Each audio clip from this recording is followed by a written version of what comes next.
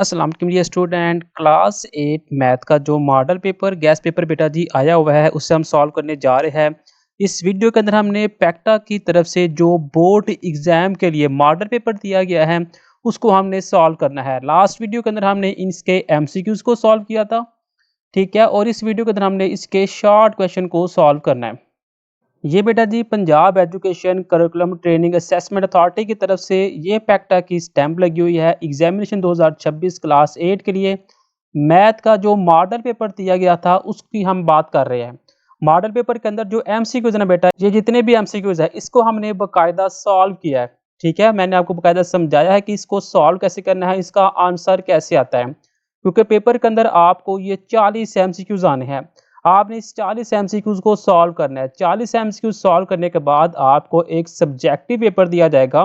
वो ये है आपके पास, ये पैक्टा की स्टैंप है, ये मॉडल पेपर है, ये 2025-26 के लिए है। ये मैथ का पार्ट भी सब्जेक्टिव है जो कि 60 नंबर के ऊपर मुश्तमिल होगा। इसके अंदर पोर्शन नंबर 1 हमारे पास होगा जिसके अंदर हमने टोटल 10 शॉर्ट क्वेश्चन को सॉल्व करना है। ठीक है, हर एक शॉर्ट क्वेश्चन के 3-3 नंबर दिए जाएंगे। ठीक है, अब ये शॉर्ट क्वेश्चन कौन से है, ये देखिए। Represent a number 1/3 on number line. आपने 1/3 को अददी खत पर जाहिर करना है। ये देखिए हमारे पास ये सवाल सारे दिए हुए हैं। ये सवाल बेटा पेपर में आपको आने हैं। ये टोटल हमारे पास 15 सवाल है। ये 15 के 15 सवाल को आज हम सॉल्व करेंगे। बाकायदा मैं आपको बताऊंगा कि इसको सॉल्व कैसे करना है। ठीक है, उसके बाद हमारे पास एक तीसरा पोर्शन होना है, वो होगा कंस्ट्रक्टिव रिस्पॉन्स क्वेश्चन का। आपने कोई से 3 क्वेश्चन को सॉल्व करना है। 10 नंबर आपको हर एक क्वेश्चन के मिलेंगे। इसके लिए आपको 1 घंटा और 45 मिनट मिलेंगे। टोटल हमारे पास ये 5 क्वेश्चन हो गए। ठीक है, इन 5 में से आपने कोई से 3 करने हैं। हर एक लॉन्ग क्वेश्चन के 2-2 पार्ट देखे दिए हुए हैं। ये देखिए, अगर क्वेश्चन नंबर 6 है ना, इसका एक पार्ट ये है, एक पार्ट ये है। 5 नंबर इस पार्ट के है, 5 नंबर इस पार्ट के है, तो टोटल कितने नंबर हो गए? 10 नंबर। ऐसे आपने 3 क्वेश्चन करने हैं, 30 नंबर आपको इसके मिलेंगे। आप देखिए टोटल हमारे पास 3 पर्चे होने हैं। एक हिस्सा होना है आपके पास एमसीक्यूज का, ठीक है, दूसरा हिस्सा होना है आपके पास शॉर्ट क्वेश्चन का, और तीसरा हिस्सा होना है आपके पास कंस्ट्रक्टेड रिस्पॉन्स क्वेश्चन का। आपने एमसीक्यूज को भी सॉल्व करना है, शॉर्ट क्वेश्चन को भी, और कंस्ट्रक्टेड रिस्पॉन्स क्वेश्चन को भी। तो जो एमसीक्यूज वाला हिस्सा है ना, वो हम सॉल्व कर चुके हुए हैं। उसकी वीडियो का लिंक आपको इसी वीडियो के डिस्क्रिप्शन में भी मिल जाएगा। आज हमने शॉर्ट क्वेश्चन को बाकायदा सॉल्व करना है। फिर नेक्स्ट वीडियो के अंदर हमने इसके जो कंस्ट्रक्टेड रिस्पॉन्स क्वेश्चन है, लॉन्ग क्वेश्चन, इसको हमने सॉल्व करना है। तो बिना टाइम वेस्ट किए हम शॉर्ट क्वेश्चन को हम स्टार्ट करते हैं। आप देखिए पहला क्वेश्चन है, represent a number 1/3 on number line. आपने 1/3 को नंबर लाइन के ऊपर ड्रा करना है। किसको? 1/3 को। आप सिंपल क्या करें, 1 को अंदर रखें, 3 को बाहर रखें और डिवाइड करें। देखिए ये पॉइंट लगा के 0, यहाँ पे 0 लगा के पॉइंट। 3 3 दा 9, ठीक है, पीछे क्या रह गया 1, ये 0 उतार दिया नीचे। फिर 3 3 दा 9, ये माइनस किया, फिर क्या आ गया 1। ऐसे ये नंबर चलते जाएंगे, यानी कि 1/3 को अगर हम डिवाइड करते हैं तो आंसर आता है 0.3। अगर हम इसे राउंड ऑफ करें, राउंड ऑफ करने के बाद हमारे पास कुछ नंबर आ रहा है 0.3। अब आपने क्या करना है, आपने अपना स्केल लेना है, ऐसे एक लाइन ड्रा कर देनी है। ठीक है, दोनों तरफ आपने एरो का साइन दे देना है। दरमियान में आ गया हमारे पास 0, इस तरफ नाम दे दे 1 का, इस तरफ 2 का, और इस तरफ पॉजिटिव इन्फिनिटी लिख ले। इस तरफ -1, इस तरफ -2, और इस तरफ माइनस इन्फिनिटी। अब देखिए बेटा, ये 0 और 1 के दरमियान जितना डिस्टेंस है ना, उतना ही 1 और 2 के दरमियान होना चाहिए, उतना ही 2 और 3 के दरमियान होना चाहिए। ठीक है, अब 0 और 1 के दरमियान छोटी छोटी 10 लाइनें होती है। अब अपना स्केल देखेंगे ना, स्केल पे भी आपको 10 लाइनें मिलेगी। आपने वो 10 लाइनें देखनी है, कहाँ पे है? ये आपके पास 1 2 3 4 5 6 7 8 9, ये देखिए टोटल ये 10 लाइनें हो गई है। आपने क्या करना है, आपने तीसरी लाइन के ऊपर जाना है। ये देखिए, ये पहली लाइन थी, ये दूसरी, ये तीसरी, ये तीसरी लाइन थी, इसको ऊपर आपने से ड्रॉ कर देना, ऊपर लिख देना आपने 0.3। सिंपल, ये जस्ट आपका आंसर आ जाता है। अब देखिए नेक्स्ट क्वेश्चन है, round the rational number 25/29 to 4 significant. आपने 25 डिवाइडेड बाय 29 को राउंड ऑफ करना है कितने सिग्निफिकेंट नंबर तक? 4 सिग्निफिकेंट नंबर तक। ठीक है, आपने क्या करना है, ये लिख लिया। आपने 25 को डिवाइड करवा देना है, 25 डिवाइड करवाना है 29 के ऊपर। अंदर देखे रकम छोटी है तो यहाँ पे पॉइंट लगा के 0, यहाँ पे 0 लगा के पॉइंट। अब देखिए आपने 29 को इतने टेबल तक मल्टीप्लाई करवाना है कि वो 250 के करीब करीब आ जाए। अगर हम 29 को मल्टीप्लाई करवाते हैं 8 के साथ तो आएगा 232। ठीक है, तो हम 8 से मल्टीप्लाई करवाए तो आएगा 232। जब हम इसे माइनस करेंगे तो आंसर आएगा हमारे पास 18। ठीक है, ये 0 एक और लगाया, वो 0 हम नीचे उतार देंगे, यहाँ पे लगा दिया 0। अब 29 को किसी ऐसे टेबल तक मल्टीप्लाई करें कि वो 180 आ जाए या 180 के करीब करीब आ जाए। तो अगर हम 29 को 6 से मल्टीप्लाई करवाते हैं तो वो आएगा 174। ठीक है, जब हम इसमें से माइनस करेंगे इस रकम को तो हमारे पास 180 माइनस करके आएगा 6। ठीक है, ऊपर हम लिख लेते हैं 6। ठीक है, 6 से मल्टीप्लाई किया तो 174 आ गया। अब दोबारा यहाँ पे 0 लगाएंगे, वो 0 हम दोबारा नीचे उतारेंगे। अब हम 29 को अगर 2 से मल्टीप्लाई करवाते हैं तो यहाँ पे आएगा 58। नीचे मेरे पास रहेगा जस्ट 2। ये जो 0 था इसको दोबारा हम नीचे लेके आएंगे। अब देखिए अंदर छोटी रकम आ गया, बाहर बड़ी रकम आ गया, तो हम एक 0 और नीचे उतार लेंगे। जब 2 0 डायरेक्ट नीचे उतारे ना तो ऊपर एक 0 और आ जाता है। अब 29 को किससे मल्टीप्लाई करवाए कि वो 200 के करीब करीब आ जाए? अगर हम 29 को 6 से ही मल्टीप्लाई करवाते हैं तो वहाँ पे आएगा 174, और जब माइनस करेंगे तो रह जाएगा 26।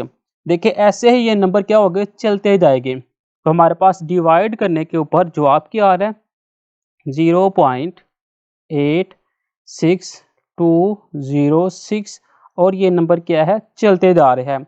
अब हमने यहाँ पे लिखना है 4 सिग्निफिकेंट डिजिट। 4 सिग्निफिकेंट हमने यहाँ पे लिख लिया।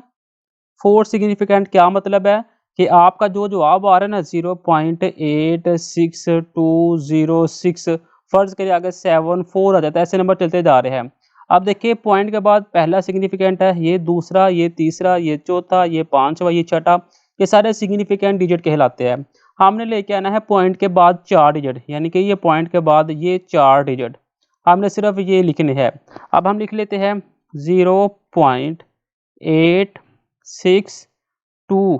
अब देखिए 3 डिजिट मैंने लिख लिया है, 3 डिजिट मैंने यहाँ पे लिख लिया है। अब फोर्थ वाला डिजिट लिखने से पहले मैं 5 वाले डिजिट को देखूंगा कि क्या वो 5 से बड़ा है या इक्वल है।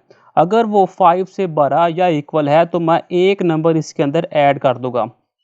अब देखिए ये 6 है तो एक नंबर मैंने इसके अंदर ऐड किया तो ये आ जाएगा 0 की जगह पे 1। तो ये मेरे पास इसका आंसर आ जाता है। अब फर्ज करिए अगर मेरे पास रकम होती है 42.4673, मुझे कहा जाता है कि पॉइंट के बाद 2 सिग्निफिकेंट डिजिट तक लिखें। तो मैं क्या करूँगा, 42 लिख लिया, पॉइंट के बाद एक डिजिट लिख लूँगा। दूसरा लिखने से पहले मैं आगे वाला नंबर देखूंगा कि क्या वो 5 या 5 से बड़ा है। अगर 5 या 5 से बड़ा होगा तो मैं नंबर ऐड कर दूंगा, तो 5 से बड़ा आता तो यहाँ पे मैं लिख दूंगा 7। और अगर यहाँ पे 0 होता फिर क्या करना था, ये सिंपल यहाँ पे 6 ही आ जाना था। उम्मीद है बेटा आपको इस चीज़ की समझ आ गई होगी। नेक्स्ट आपके पास एक सेट x है, एक सेट y है, तो बड़ा ही आसान सवाल है। ठीक है, x इंटरसेक्शन फाइंड करना था। ठीक है, x इंटरसेक्शन y, पहले x है तो x का सेट लिखते हैं, वो है 1 2 3 5, ये कर्ली ब्रैकेट बंद, इंटरसेक्शन का साइन दे दिया। देखिए पहले x था, x लिख लिया, इंटरसेक्शन है, इंटरसेक्शन लिख लिया, y है तो y लिख लेंगे, y है 3 5 6 7 कर्ली ब्रैकेट बंद। अब इंटरसेक्शन के अंदर क्या होता है, इंटरसेक्शन के अंदर कहते हैं कि जो इस सेट के मेंबर है, मेंबर यानी कि ये मेंबर है, ये मेंबर है, ये सारे मेंबर है, इस सेट के जितने भी मेंबर है, अगर वो इस सेट के मेंबर से मिलते हैं तो वो लिखने हैं, अदरवाइज छोड़ देना। तो यहाँ पे 1 है, यहाँ पे 1 नहीं है तो नहीं लिखेंगे। यहाँ पे 2 है तो यहाँ पे 2 नहीं है तो वो नहीं लिखेंगे। यहाँ पे 3 है और यहाँ पे भी 3 है, देखिए सेम है तो 3 हम लिख लेंगे। यहाँ पे 5 है, यहाँ पे भी 5 है तो 5 भी लिख लेंगे, फिर हम ब्रैकेट बंद कर देंगे। तो ये मेरे पास आंसर आ जाता है। इंटरसेक्शन के अंदर जो कॉमन होते हैं वो लिखते हैं और यूनियन के अंदर हमने तमाम मेंबर को एक साथ लिख देना होता है। नेक्स्ट आपने पावर सेट निकालना है, ठीक है। ये सेट ए दिया हुआ है, बड़ा आसान सवाल है। सॉल्यूशन के अंदर लिखेंगे पावर सेट पी ऑफ ए, ठीक है। पहले कर्ली ब्रैकेट लगा ली, उसके बाद 5 लगा दिया, फिर कोमा, फिर जितने मेंबर हो गए पहले देखे 1 2 3 है तो पहले हम सिंपल 1 लिख लेंगे, कर्ली ब्रैकेट बंद, फिर 2 लिखेंगे, कर्ली ब्रैकेट बंद, फिर 3 लिख लेंगे, कर्ली ब्रैकेट बंद, फिर हम 1 2 ये दो इकट्ठे लिखेंगे, 1 और साथ में 2, उसके बाद 1 और साथ में 3। अब 2 और 3, 2 और साथ में 3, देखिए 1 2 3 ये नंबर थे। पहले हमने सिंगल सिंगल लिखना था, ठीक है। ये देखिए ये सिंगल ये सिंगल ये सिंगल आ गए, फिर हमने डबल डबल 1 2 देखिए ये आ गया, फिर 1 और 3 ये आ गया, उसके बाद 2 3 2 3 आ गया, ठीक है। अब हमने इसे डायरेक्ट लिख देना है। डायरेक्ट क्या है 1 2 3, ये कर्ली ब्रैकेट बंद और ये टोटल की कर्ली ब्रैकेट बंद। अब हम देखें क्या हमारा जवाब सही है या नहीं। तो इसके लिए हमारे पास एक फार्मूला होता है 2 की पावर n। 2 की पावर n का क्या मतलब है, n होता है नंबर ऑफ एलिमेंट्स। कितने हैं यहाँ पे 3 है तो 3 लिख दिए। 2 की पावर 3 क्या है 2 multiply 2 multiply 2, 2 to the 4 4 to the 8। मेरे पास मेंबर कितने होने चाहिए 8। तो देखिए 1 2 3 4 5 6 7 8, तो मीन्स कि हमारा जवाब क्या आया है, सही आया है। नेक्स्ट है जी, if 25 labours earn ₹69,500 in 9 days, how much rupees will 15 labours earn 12 days। कहता है अगर 25 मजदूर 9 दिनों में 69,500 रुपये कमाते हैं तो 15 मजदूर 12 दिनों में कितने रुपए कमाएंगे। देखिए सबसे पहले हम लिख लेते हैं यहाँ पे लेबर, ठीक है, ये लेबर लिख लिया। उर्दू मीडियम वाले लिखेंगे यहाँ पे मजदूर, ठीक है, ये रेशो लगा देते हैं। उसके बाद यहाँ पे आ जाता है डे, उर्दू मीडियम वाले लिखेंगे दिन। उसके बाद यहाँ पे आएगा अर्न, EARN अर्न, यानी कि कमाई। कमाई लिख लेते हैं या रुपए लिख ले, कोई भी आप लिख ले। कितने मजदूर थे 25 मजदूर थे तो ये आ गया 25 मजदूर कितने पैसे कमा रहे हैं 69,500 कितने दिनों में 9 दिनों में। अगर 15 मजदूर 12 दिनों में कितने पैसे कमाएंगे। देखिए 25 मजदूर थे 9 दिनों के अंदर इतने पैसे कमा रहे थे। अब मजदूर क्या हो गया कम हो गया है, दिन क्या हो गया ज़्यादा हो गया, तो कितने पैसे कमाएंगे वो हमने बताना है। ये सारे एरो आपने डाउनवर्ड रख देने हैं, सिंपल, ठीक है। तो यहाँ पे क्या आएगा x divided by 69500 is equal है 25 divided by 15 multiply 9 divided by 12, यानी कि जो टेल होगी ना वो ऊपर, एरो का हेड जो होगा वो नीचे। अब देखिए 3 3 the 9 3 4 the 12 5 3 the 15 5 5 the 25 3 1 the 3 3 1 the 3, x divided by 69500 is equal है 5 divided by 1 multiply 1 divided by 4। तो यहाँ पे थोड़ा सा सॉल्व कर लेते हैं। तो यहाँ पे देखिए x इक्वल आ गया, 5 को 1 से मल्टीप्लाई किया तो 5, 1 को 4 से किया तो 4। अब ये रकम नीचे डिवाइड हो रही है ना, तो यहाँ पे लिख लेते हैं हम 69500, तो ये डिवाइड हो रही है, ऊपर जाके ये मल्टीप्लाई, तो 5 multiply 69500 divided by 4, x is equal आ जाएगा 5 को जब हम 69500 से मल्टीप्लाई करवाते हैं तो आएगा 34750 डिवाइडेड बाय 4। इसे हम डिवाइड कर देंगे 4 के ऊपर, तो x का आंसर आएगा 86,875 रुपीज़। अब नेक्स्ट है cost price of car rupees 4,80,000 and selling rupees 3,20,000। Find the loss percentage. कि गाड़ी की कीमतें खरीद है 4,80,000 रुपये और कीमतें फ़रोख्त है 3,20,000 रुपये। नुकसान आपने बताना है, यानी कि गाड़ी ली गई है 4,80,000 रुपये में और 3,20,000 रुपये में फ़रोख्त की गई है। आपने नुकसान बताना है और वो नुकसान फ़ीसद के अंदर बताना है। तो सबसे पहले यहाँ पे हम सॉल्यूशन के अंदर डाटा लिखते हैं। कॉस्ट प्राइस है 4,80,000 रुपये और सेल प्राइस है सेल प्राइस सेल प्राइस है 3,20,000 रुपये। ठीक है, हमने सबसे पहले लॉस निकाल लेते हैं। यहाँ पे लॉस कितना हुआ, लॉस हम निकालते हैं cost price minus sale price. यहाँ पे उर्दू मीडियम में लिख देता हूँ। यहाँ पे कॉस्ट प्राइस यानी कि कीमतें खरीद, यहाँ पे कीमतें फरोख्त, यहाँ पे नुकसान। ठीक है, कॉस्ट प्राइस कितनी थी 4,80,000 रुपये माइनस 3,20,000 रुपये। तो हमारे पास लॉस कितना आया, लॉस हमारे पास आ चुका हुआ है 1,60,000 रुपीज़। अब हमने इसे परसेंटेज के अंदर निकालना है। तो परसेंटेज निकालने का फार्मूला है लॉस परसेंटेज इज इक्वल है, यहाँ पे जो लॉस हुआ है वो डिवाइड करना है आपने कॉस्ट प्राइस के ऊपर, यानी कि टोटल कीमत के ऊपर। कॉस्ट प्राइस जो जवाब आएगा मल्टीप्लाई करवा देना है 100 के साथ। उर्दू मीडियम के लिए मैं यहाँ पे लिख देता हूँ, ऊपर लिखना है आपने नुकसान, नीचे लिखना है आपने कीमतें खरीद मल्टीप्लाई 100। ठीक है, लॉस कितना हुआ है 1,60,000 रुपया। टोटल कीमत कितनी थी 4,80,000 रुपये। मल्टीप्लाई करवाएंगे हम 100 के साथ। ये 1 2 3 4, ये 4 0 इन 4 0 के साथ कट गए। ठीक है, 16 का करेंगे हम 4 4 द 16, 4 1 द 4, 4 2 द 8, फिर 4 1 द 4, 4 3 द 12, यानी कि 1 मल्टीप्लाई 100 डिवाइडेड बाय 3। तो यहाँ पे मेरे पास जो लॉस आ रहा है वो आ गया 33.33%।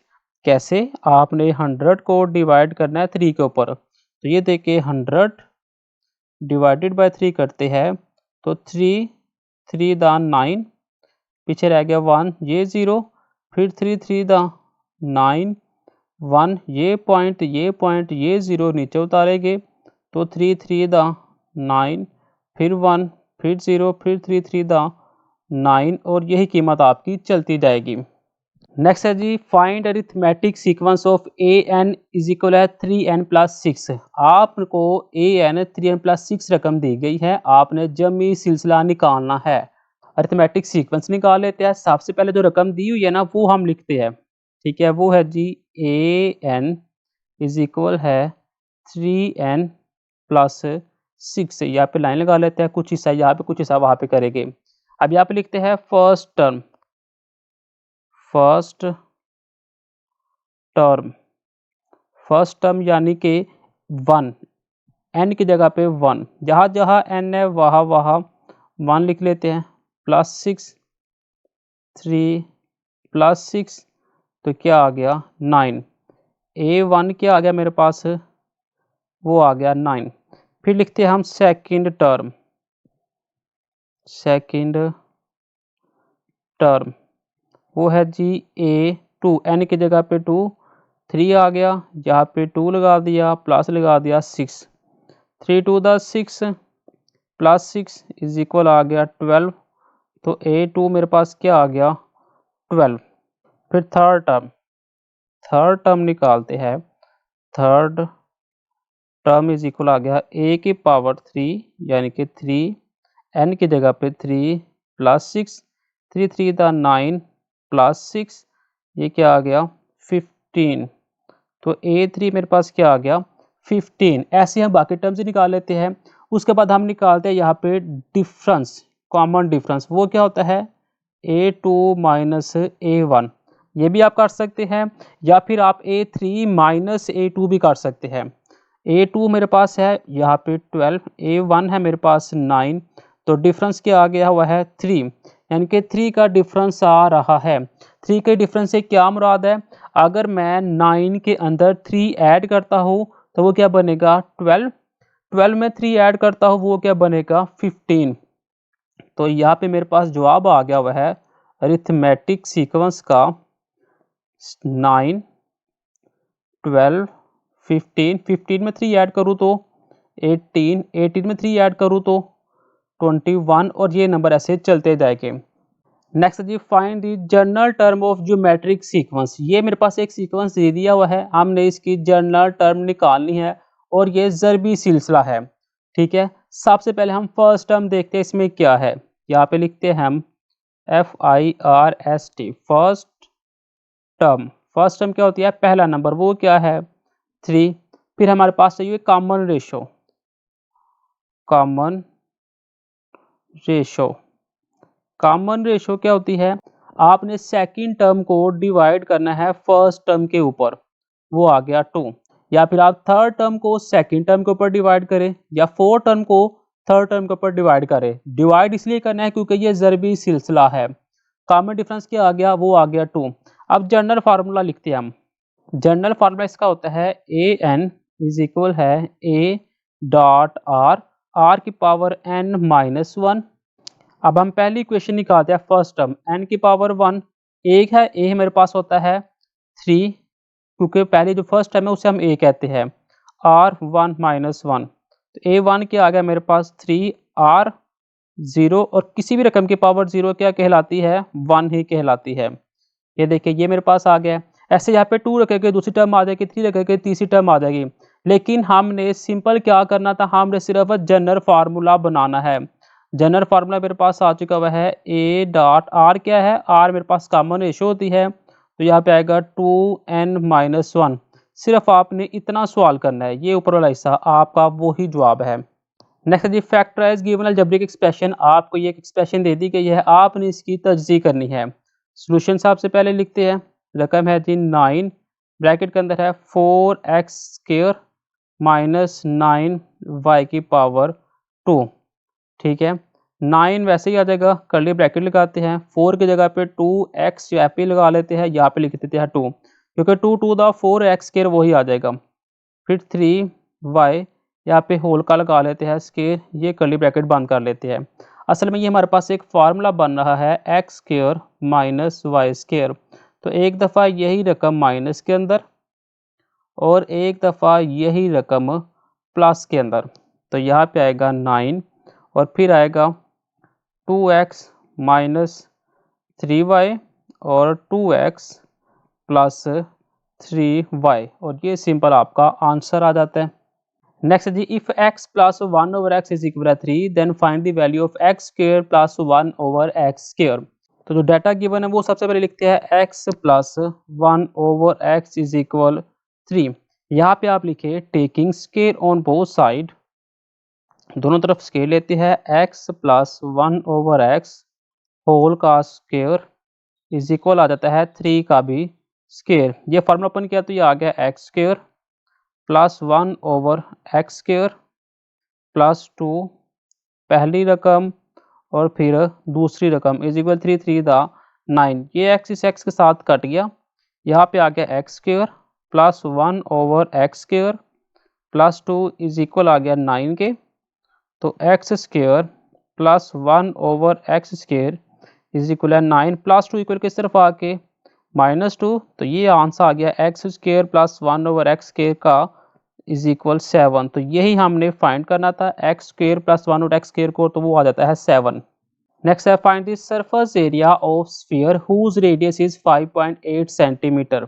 हमने क्या करना है, हमारे पास एक रेडियस दिया हुआ है, यहाँ पे हम रेडियस लिखते हैं, रेडियस हमारे पास है 5.8 सेंटीमीटर। हमने सरफेस एरिया निकालना है, सरफेस एरिया निकालना है किसका, स्फीयर का, वो हमने निकालना है। अब उसका फार्मूला हमारे पास होता है, सरफेस एरिया ऑफ स्फीयर का फार्मूला हमारे पास होता है 4 पाई r स्क्वायर। देखिए 4 वैसे ही आ गया, पाई की वैल्यू होती है 3.14, आर हमारे पास होता है 5.8 सेंटीमीटर होल का स्क्वायर, क्योंकि ये मेरे पास आर है, रेडियस को हम आर से शो करते हैं। 4 को 3.14 से मल्टीप्लाई करवाया तो ये आ गया 12.5664, और 5.8 का जो स्केल लिया तो ये आ गया 33.64 सेंटीमीटर का स्क्वायर। इन दोनों को जब आपस में मल्टीप्लाई करवाते हैं तो आंसर आएगा 422.2 सेंटीमीटर का स्क्वायर। ये मेरे पास आ जाता है इसका एरिया। नेक्स्ट है, spherical tank of radius 25 centimetre, how many litre of water can it contain. कि एक करवी टैंक का रदास 25 सेंटीमीटर है, इसमें कितने लीटर पानी आ सकता है। सबसे पहले जो वैल्यू गिवन है रेडियस वो लिखते हैं, वो है 25 सेंटीमीटर। ठीक है, हमने निकालना क्या है, वॉल्यूम ऑफ स्फीयर, यानी कि टैंक का रदास। ठीक है, ये हमने फाइंड करना था। अब इसका फार्मूला होता है 4/3 पाई आर क्यूब। तो यहाँ पे देखो 4 वैसे ही आ गया, पाई की वैल्यू 3.14, ठीक है, रेडियस है 25 सेंटीमीटर, बाहर क्यूब लगा देते हैं, डिवाइड करते हैं हम 3 के ऊपर। जब 4 को 3.14 से मल्टीप्लाई करवाया, ऊपर आ गया 12.56 मल्टीप्लाई, जब 25 का क्यूब लेंगे ये आएगा 15625 डिवाइडेड बाय 3। जब ऊपर दोनों रकमों को मल्टीप्लाई करवाएंगे वहां पे आएगा 196250 डिवाइडेड बाय 3। इस रकम को हम 3 के ऊपर डिवाइड करवाए तो आंसर आएगा 65416.67 सेंटीमीटर का क्यूब। तो ये मेरे पास आ जाता है वॉल्यूम ऑफ स्फीयर। नेक्स्ट है, if the given triangle are concurrent write the postulate. अगर दी गई मुमासले मुतमासल है तो मफरूजा लिखे। मफरूजा आपने क्या लिखना है बेटा, 5 किस्म के मफरूजे होते हैं। पहला होता है एस एस एस, जिसे हम कहते हैं side side side, side side और साइड के साइडें देखिए तीनों की बराबर है। देखिए ये वाली साइड बराबर है, 1 2 3 1 2 3 तीनों बराबर है, 1 2 1 2 यानी कि साइडें तीनों की बराबर है। उसके बाद होता है एस ए एस, ये क्या होता है, साइड एंगल साइड। यहाँ पे लिख देता हूं मैं आपको, साइड एंगल साइड। साइड हमें पता चल गया कि बराबर है। अब देखिए ये जितना एंगल है वही एंगल इतना है, ये जितना एंगल है वही एंगल इतना है, ये जितना एंगल है वही एंगल इतना है। तो ये भी पासलेट ठीक हो गया। उसके बाद है एंगल साइड एंगल, ये आपने मुकम्मल कर देना है, वो भी सेम है। उसके बाद एंगल एंगल साइड ये होता है, और उसके बाद राइट एंगल हाइपोटेनियस और साइड। ठीक है बेटा, ये आपको याद रहेगा, angle side angle, angle angle side, right angle hypotenuse side. Next है, calculate mode of the given data. आपने आधा निकालना है। आधा क्या होता है, वो चीज जो ज्यादा दफा आ रही है। सबसे पहले हम इसे तरतीब देते हैं, तो 1 आ चुका हुआ है 2 दफा, देखिए 1 और 2, ठीक है। उसके बाद 2 कितनी दफा आया हुआ है, 1 2 3, 1 2 3। नीचे मैं थोड़ा सा ना हाईलाइट कर देता हूँ, ये कितनी दफा आया हुआ है, ये 2 दफा, ये कितनी दफा आया हुआ है, ये 3 दफा। 3 कितनी दफा आया हुआ है, एक, सिर्फ एक दफा 3 आया हुआ है। और उसके बाद 4 एक दफा आया हुआ है, ठीक है, ये एक दफा है, ये भी एक दफा है। उसके बाद 6 एक दफा है, 6 एक दफा है। 7 2 दफा है, 7 2 दफा है। 8 एक दफा है, 8 एक दफा है। 11 एक दफा है। उसके बाद 42 भी क्या है, एक दफ़ा है। आपने ना बेटा सिर्फ ये ऊपर वाला हिस्सा लिखना है, ये जो मैं लाइन को आपको बता रहा हूँ, सिर्फ आपने इसे तरतीब देना है। ये मैं सिर्फ आपको समझाने के लिए बता रहा हूँ। नेक्स्ट आपने यहाँ पे लिखना है मूड। मूड क्या लिखना है, आपने लिख देना है मूड, इसका क्या है 2, बस। ये 2 क्यों, जो रकम ज़्यादा दफ़ा आ रही हो ना वो मूड कहलाती है। Next arithmetic means of 50 number is 75, find the sum of number. कि 50 अदाद की हिसाबी औसत 75 है, अदाद का मजमुआ लिखे। यानी कि अरिथमेटिक मीन एम होता है अरिथमेटिक मीन्स का, वो क्या होता है सम ऑफ नंबर। ऊपर लिखते हैं हम sum of number divided by number. अब देखिए अरिथमेटिक मीन 50 नंबर का कितना आया है 75, अरिथमेटिक मीन 75 आ गया। कितने नंबर का 50 नंबर का, तो ऊपर सम वैसे ही आ जाएगा। बेटा सवाल समझे, कहता है अरिथमेटिक मीन है 50 नंबरों का 75। अरिथमेटिक मीन की जगह पे अरिथमेटिक मीन लिख लिया, नंबर की जगह पे नंबर लिख दिया, सम वैसे ही। ये डिवाइड हो रहा है, इधर आके मल्टीप्लाई। 75 को 50 से आपने मल्टीप्लाई करवा देना है, तो ये आपके सम ऑफ नंबर्स आ जाएंगे। तो मल्टीप्लाई करवाने के ऊपर आपका आंसर आएगा 3750, ये नंबर हो गए। ठीक है बेटा, मैं सिर्फ आपको डायरेक्ट बता रहा हूँ, अगर मैं कैलकुलेशन करने लग गया तो वीडियो काफ़ी लेंथी हो जाएगी। तो बेटा इसी के साथ हमारा ये वाला जो शॉर्ट क्वेश्चन का पोर्शन है बेटा वो भी मुकम्मल हो गया है। आपने इसको लाजमी तैयार करना है, इसमें से इंशाल्लाह आपका पेपर आएगा। नेक्स्ट वीडियो के अंदर हम इसके लॉन्ग क्वेश्चन को तैयार करेंगे, तो हमारा जो मैथ वाला पेपर होगा ना वो कंप्लीट हो जाएगा। फिर इंशाल्लाह हम साइंस और इंग्लिश को देखेंगे। मिलते हैं नेक्स्ट वीडियो में। खुदा हाफिज़।